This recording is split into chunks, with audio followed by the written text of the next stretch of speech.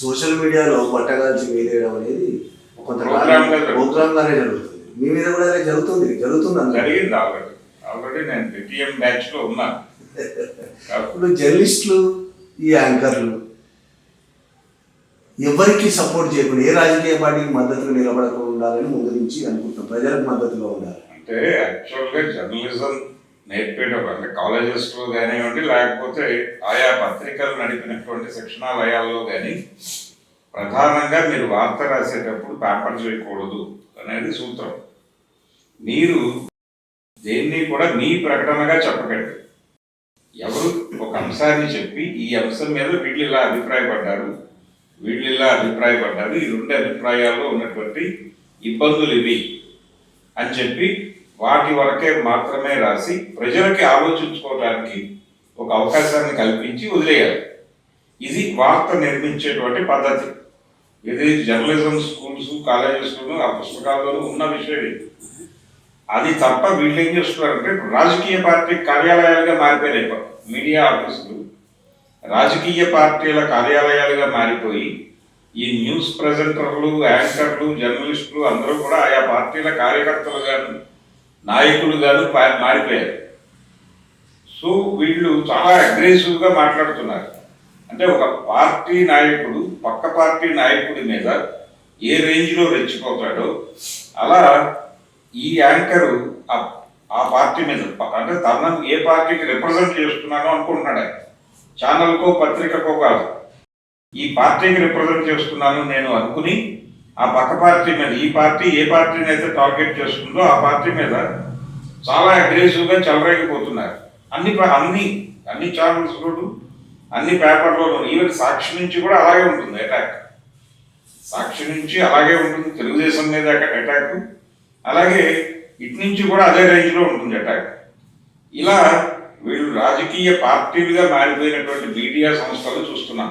ఇప్పుడు ఈ లడ్డూ విషయంగా మీరు మాట్లాడుతున్న లడ్డూ విషయంలో ఒకవైపేమో కొంతమంది జర్నలిస్టులు యాంకర్లు లడ్డూల్లో విషం ఉంది, కల్తీ ఉంది, రకరకాల కెమికల్స్ ఉన్నాయి, బాత్రూమ్ వినాయిల్ ఉంది, రకరకాల ఒకవైపు మాట్లాడుతున్నారు.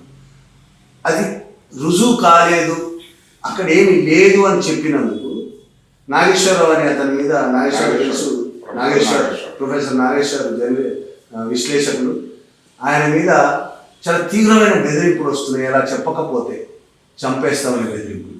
ఆయన చాలా వివరంగా చెప్తున్నాడు, నా మీద బెదిరింపులు వస్తున్నాయి, నేను ఈ విషయం ఫోన్ నెంబర్తో సహా లోకేష్కి కూడా చెప్పాను, ఎవరేం పట్టించుకోవట్లేదు. దీన్ని ఎట్లా చూడాలి? అంటే ప్రతి పార్టీకి కూడా ట్రోల్ సైన్యం అని ఉంది.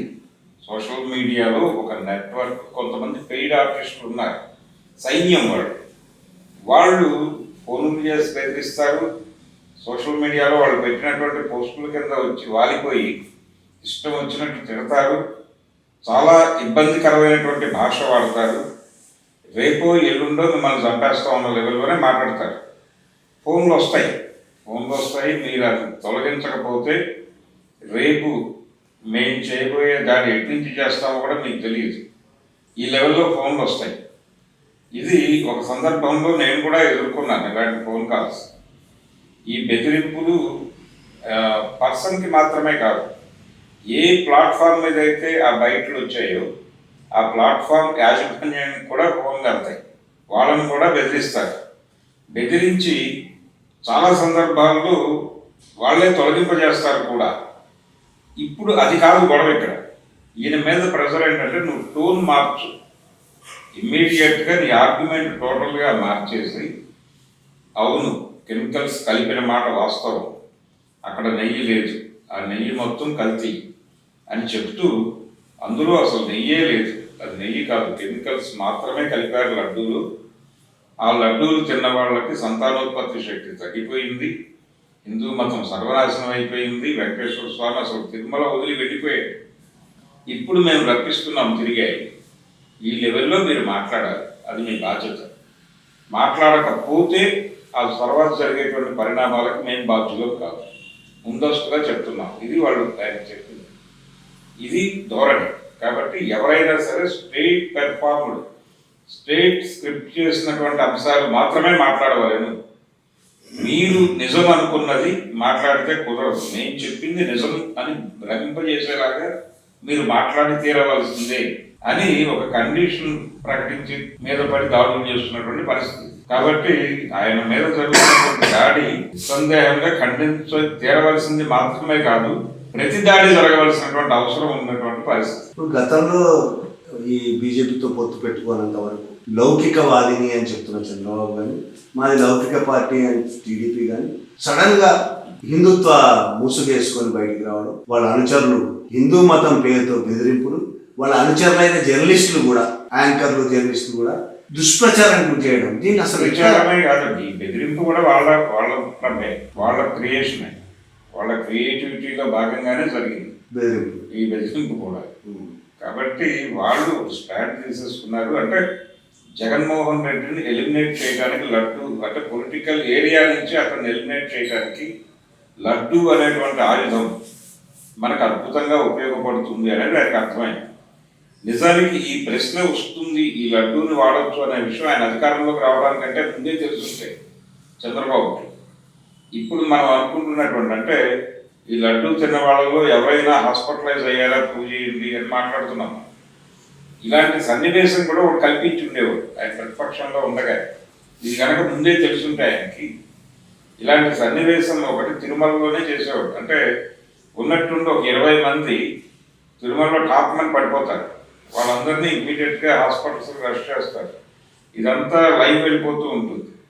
ఎందుకు, ఏం తిన్నారు మీరు ఇంతకుముందు, డాక్టర్ అడుగుతాడు, లడ్డూ తిన్నారు. ఇది గొడవ. ఈ లెవెల్లో ఒక సీన్ కల్పించేసి ఉండేవాడిని కదా, నాకు ముందెందుకు తెలియలేదని బాధపడుతున్నాడు ఇప్పుడు ఆయన. ఆయన ప్రధానంగా అతను క్రైస్తవ మతానుయాయి కాబట్టి మైనారిటీలు ఎవరికీ అధికారం రాకూడదు. మైనారిటీలకు ఎట్టి పరిస్థితుల్లో అధికారం ఇచ్చినా ఈ దేశంలో ఉన్నటువంటి మెజారిటీ మతాన్ని సర్వనాశనం చేయడానికి వాళ్ళ దగ్గర ఆల్రెడీ రకమైన కుట్రలు ఉన్నాయి అని చెప్తున్నాడు ఆయన.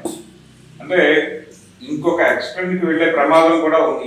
ఈ లెవెల్కి వస్తారు అని నేను ఊహించాను.